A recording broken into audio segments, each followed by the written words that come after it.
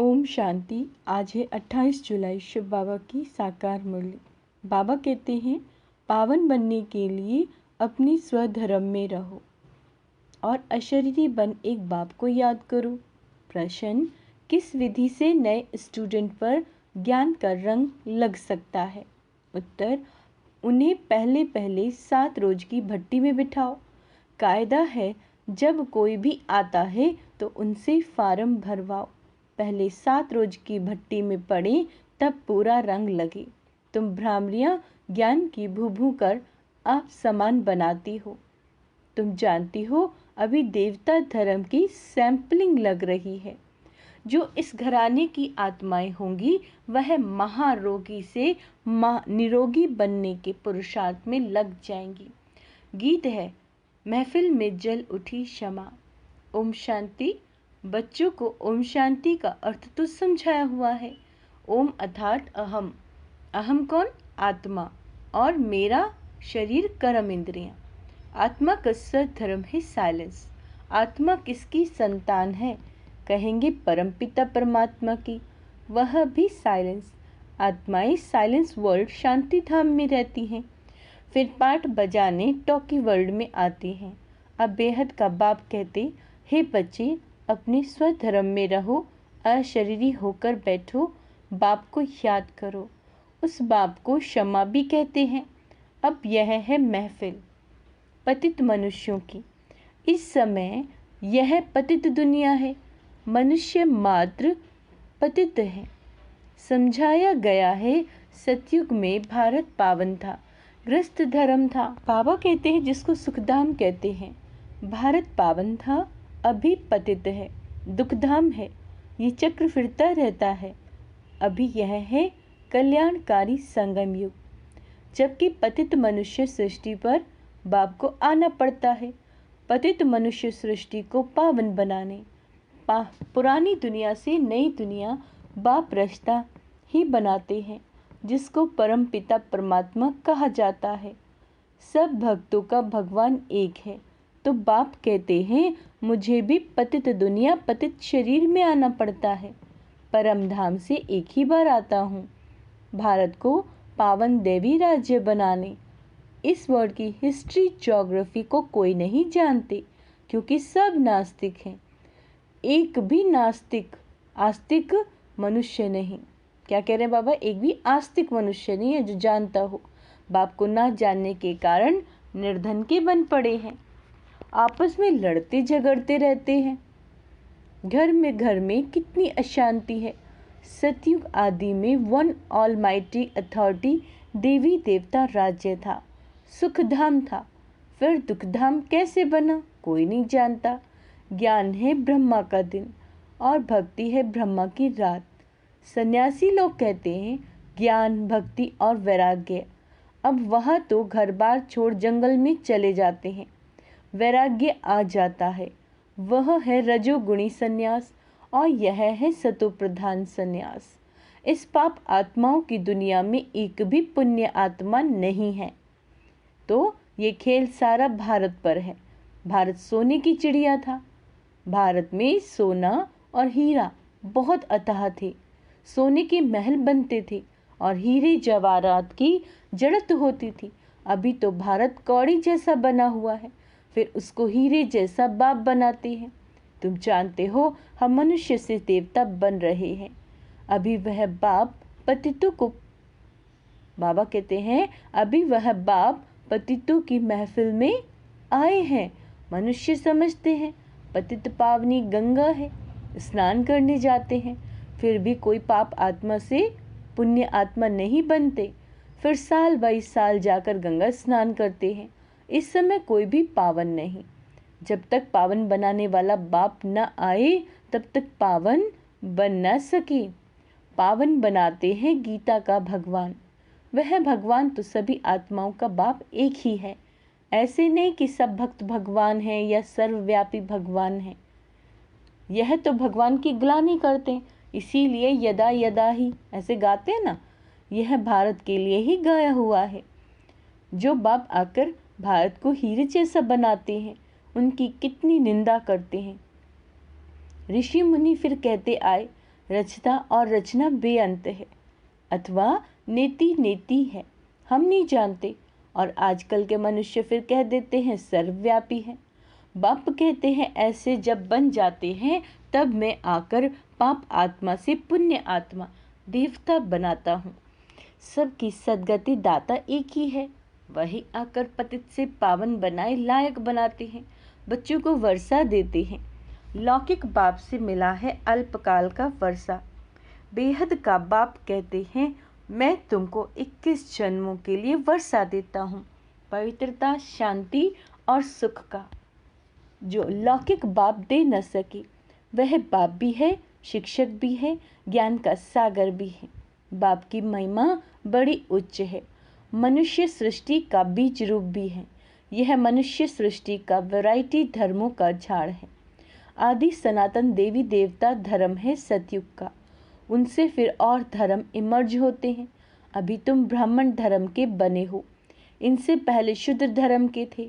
अभी ब्राह्मण से फिर सो देवता, फिर सो क्षत्रिय बनेंगे। यह 84 का चक्र लगाना पड़ता है। सतयुग में भी पहले पहले तुम आएंगे। गाया भी जाता है आत्मा परमात्मा अलग रहे बहुकाल।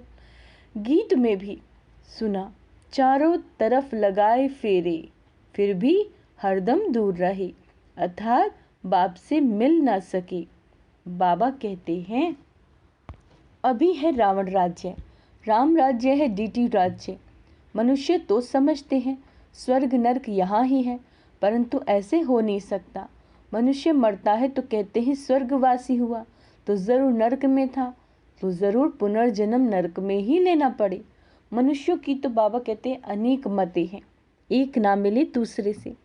अनेक प्रकार की द्वैत मतें हैं। अल्पकाल आधा कल्प भारत में होता है दैवी मत, और अब है असुरी मत।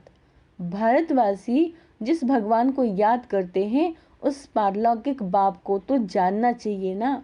अभी भारत कौड़ी मिसल है, उसको हीरे जैसा बनाना है। गांधी अथवा नेहरू भी चाहते थे भारत में वर्ल्ड ऑलमाइटी अथॉरिटी राम राज्य हो। समझते हैं कोई समय भारत में था, अभी नहीं है। राम राज्य की कोशिश करते हैं, परंतु यह कोई मनुष्य के हाथ में नहीं है। तुम हो ब्राह्मण, प्रजापिता ब्रह्मा की संतान, निराकार आत्माएं, परमपिता परमात्मा की संतान।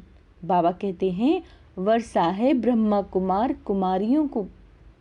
ब्रह्मा को भी वर्षा शिव बाबा से मिलता है, यह भी भाई हो गया। बच्चे सब हैं भाई भाई, तो ज़रूर एक बाप है सब आत्माओं का। अभी तुम ब्रह्मा की मुख वंशावली ब्राह्मण आपस में भाई बहन ठहरे। तुमको वर्षा मिलता है दादे से। दादे के वर्षे पर सभी आत्माओं का हक है, चाहे स्त्री चाहे पुरुष के चोले में हो। लौकिक दादे का वर्षा सिर्फ बच्चों को मिलता है।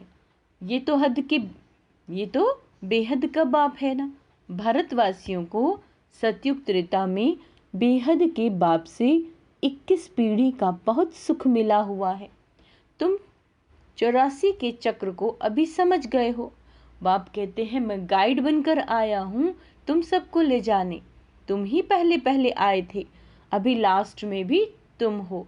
फिर पहले पहले तुम ही मनुष्य से देवता बनने वाले हो। देवी देवता धर्म वाले ही 84 जन्म लेते हैं, फिर नंबरवार सबके कम जन्म होते जाते हैं, और धर्म वालों के ज़रूर कम जन्म होंगे। अभी वह आदि सनातन देवी देवता धर्म नहीं है, फिर से स्थापन हो रहा है। तुम जानते हो इब्राहिम फिर कब आया, क्राइस्ट कितने समय बाद आएगा। वह वर्ल्ड की हिस्ट्री ज्योग्राफी मनुष्य ही तो जानेंगे ना। बाप समझाते हैं जब सभी पापात्माएं बन जाते हैं तब मैं आकर पुण्य आत्मा बनाता हूँ। जो कल्प पहले थे उनका सैंपलिंग लग रहा है। सतयुग में था एक ही धर्म, अभी तो कलयुग में अनेक धर्म हैं। पतित आत्माओं की महफिल। बाप आते हैं सबको पावन बनाने। सद्गति देने वाला एक, वही एक है।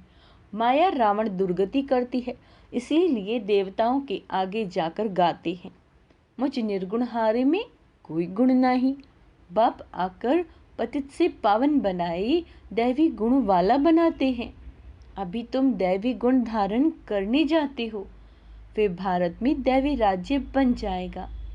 अभी यह बाबा कहते हैं दुनिया बदल रही है। क्या कह रहे हैं बाबा? दुनिया बदल रही है। तुम हो बेहद की सन्यासी, उन्हों का हद का सन्यास और ये है बेहद का सन्यास। तुम सारी पुरानी सृष्टि को भूल अपने बाप को याद कर वर्षा लेते हो। बाबा कहते मुझे याद करो तो उस याद और योग अग्नि से विकर्म विनाश होंगे, फिर तुम विकर्मा जीत बनेंगे। बाबा ने समझाया, जब कोई 4-5 इकट्ठे आते हैं तो फार्म अलग अलग भराओ, तो मालूम पड़े कि वह किस धर्म का है। अनेक धर्म अनेक मते हैं ना, देवी देवता धर्म वालों को ही तीर लगेगा। कराची में हमेशा अलग अलग समझाते थे। फॉर्म भराने का कायदा भी ज़रूर है। 7 रोज भट्टी में पड़ना पड़े, क्योंकि महारोगी बन पड़े हैं। ब्राह्मणी का मिसाल है, तुम बच्चे ब्राह्मणिया हो, भू भू कर आप समान बनाना पड़ता है। देवता धर्म वालों की ही सैंपलिंग लगेगी। बच्चों को युक्तियां भी सीखनी है। बोलो 7 रोज जब समझो तब मुलाकात हो सकेगी और तुम पर रंग भी तब लगेगा। तुम सभी ब्रह्मा कुमार कुमारियां हो। मनुष्य इतना भी नहीं पूछते इतने ब्रह्मा कुमार कुमारियां क्या हैं, क्या कौन है? अरे प्रजापिता ब्रह्मा की संतान तो जरूर ब्रह्मा कुमार कुमारियां कहेंगे ना। क्रिमिनल असल्ट हो न सके। क्रिमिनल असल्ट, यह है राजयोग गॉड फादरली यूनिवर्सिटी। भगवान उवाच, मैं तुमको राजाओं का राजा बनाता हूँ। अच्छा, मीठे मीठे सिक्की लदे बच्चों प्रति माता पिता बाप दादा का याद प्यार और गुड मॉर्निंग। रूहानी बाप के रूहानी बच्चों को नमस्ते। हम रूहानी बच्चों की रूहानी बाप दादा को याद प्यार गुड मॉर्निंग। नमस्ते मीठे बाबा, शुक्रिया बाबा, शुक्रिया। बाबा कहते हैं विकर्मा जीत बनने के लिए सारी पुरानी दुनिया से बेहद का वैराग्य कर उसे भूल एक बाप को ही याद करना है। ब्राह्मणी मिसल ज्ञान रंग लगाने की सेवा करनी है। युक्ति से महारोगियों को निरोगी, नास्तिक को आस्तिक बनाना है। वरदान सदा साक्षी स्थिति में स्थित रहे निर्लिप्त अवस्था का अनुभव करने वाले सहज योगी भव। बाबा कहते हैं जो देह के संबंध और देह से साक्षी अर्थात न्यारे हैं, वह इस पुरानी दुनिया से भी साक्षी हो जाते हैं। वे संपर्क में आते हुए देखते हुए भी सदा न्यारे और प्यारी रहते हैं। यह स्टेज ही सहजयोगी का अनुभव कराती है। इसी को कहते हैं साथ में रहते हुए भी निर्लिप। आत्मा निर्लिप नहीं, लेकिन आत्म अभिमानी स्टेज निर्लेप अर्थात माया के लेप व आकर्षण से परे है। इस अवस्था में रहने वाले माया के वार से बच जाते हैं। स्लोगन है शुभ भावना और शुभ कामना द्वारा सूक्ष्म सेवा करने वाले ही महान आत्मा हैं। मातेश्वरी जी के महावाक्य, परमात्मा एक है, बाकी सभी दुनिया की जो मनुष्य हैं वो आत्माएं हैं। अब ये तो सारी दुनिया जानती है कि परमात्मा एक है, वो सर्वशक्तिवान है, जानी जाननहार है। ऐसे तो सारी दुनिया खुद भी कहती है हम परमात्मा की संतान हैं, परमात्मा एक है। भल कोई धर्म वाला हो वो भी परमात्मा को ही मानते हैं, वो भी अपने को परमात्मा द्वारा भेजा हुआ संदेश वाहक समझते हैं। ऐसे ही संदेश लेकर अपने अपने धर्म की स्थापना करते हैं। जैसे गुरु नानक ने भी परमात्मा की इतनी बड़ाई की। एक ओंकार सत्य नाम, एक ओंकार नाम का अर्थ है परमात्मा एक है। सत्य नाम अर्थात उसका नाम सत्य है, तो गोया परमात्मा नाम रूप वाला भी है, अविनाशी है, अकाल मूर्त भी है, तो फिर अकर्ता पुरुष भी है।